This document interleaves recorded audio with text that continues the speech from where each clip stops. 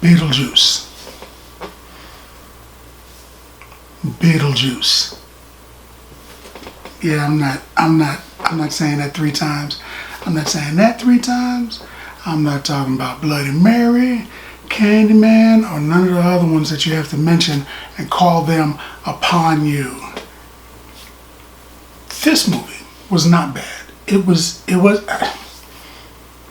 I wouldn't say it was great, but it definitely wasn't bad. It was extra medium. They hit a lot of the old tropes and the old hits from the previous movie.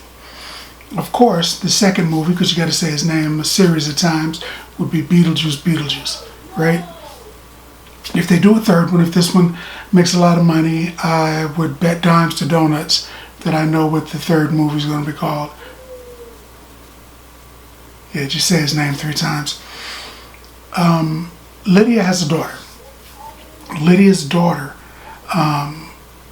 is angry with Lydia because of the separation between Lydia and her husband. So they don't talk that much. The father, Charles, passes. In real life, unfortunately, that dude's not going to be in the movie. He has some legal problems that are stopping him. He's still alive, but they thought, I'm sure it would be better not to have him in the movie with the baggage that he is currently carrying. So they bring Michael Keaton back. That's twice. He was back at his Batman character. He was back at his Beetlejuice character. I wonder if he's going to do Multiplicity or one of those movies, Night Shift. Again, I mean, who knows? Beetlejuice and Batman were his most popular characters, so I guess that's he's done with revising.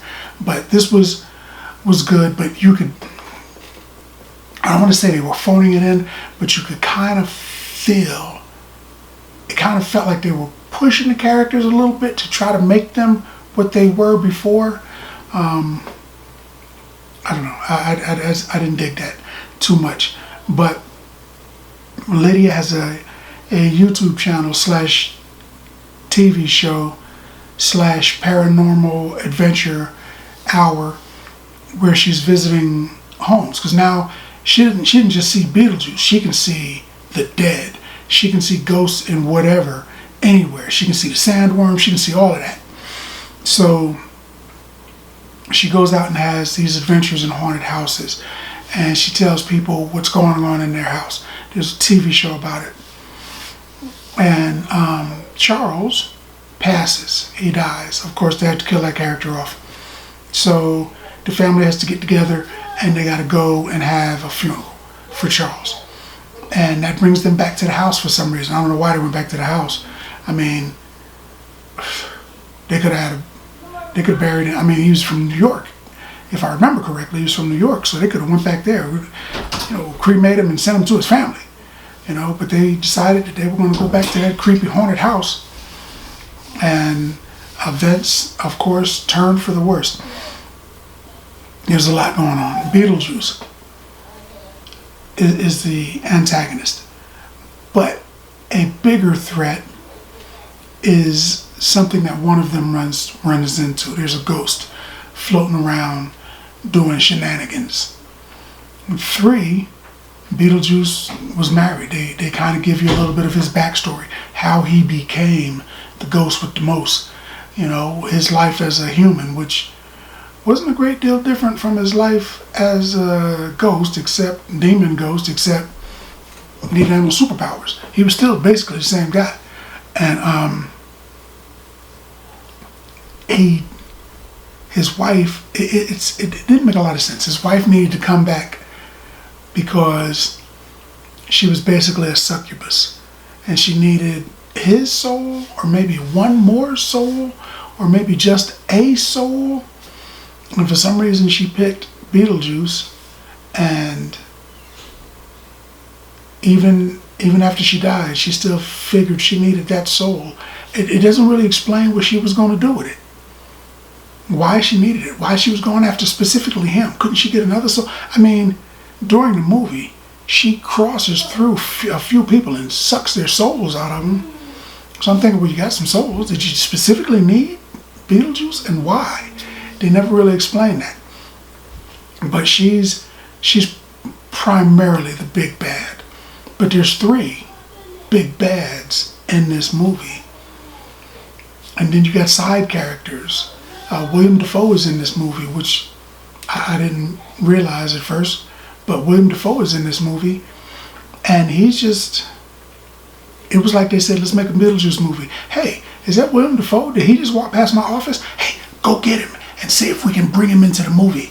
And they just grabbed him because he was just there. His character could have been completely written out of this movie. It would not have changed one single thing. Most of his scenes were by himself, talking to ghosts, other ghosts.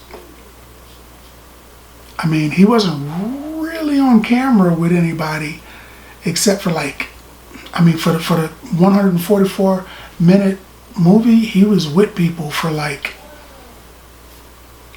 8 minutes, 6 minutes, something like that, where he was with other characters. I don't know why he was in the movie. Beetlejuice, of course, is super duper powerful, but it made sense. It was wacky, it was weird, but it made sense in the first movie, the stuff that he was doing. Now he was just kind of being zany for no reason. Just going around doing stuff, saying stuff, showing people his face. I mean, it was Beetlejuice, so you had to expect that it was going to be a little wacky, but I don't know. When they showed it, when they said he was going to be Batman, I was like, ooh, look at that. When they said he was going to be Beetlejuice, I was like, really? Why? But of course, I still went to see it, and it was pretty much, really? Why? I don't know. The story felt like it felt like somebody said, you know what, you came back as Batman. Let's bring you back again as Beetlejuice. And he was like, for how much? And that was pretty much the conversation. That's what I think happened. That ain't what happened. I mean, it might have been. I don't know. I wasn't there. But that's what it felt like. And I don't know. But I would give Beetlejuice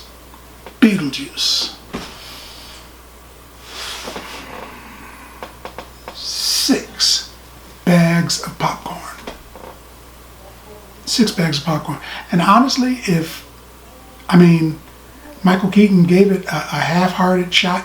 If he wouldn't have tried at least half-heartedly, I would have given it a 5.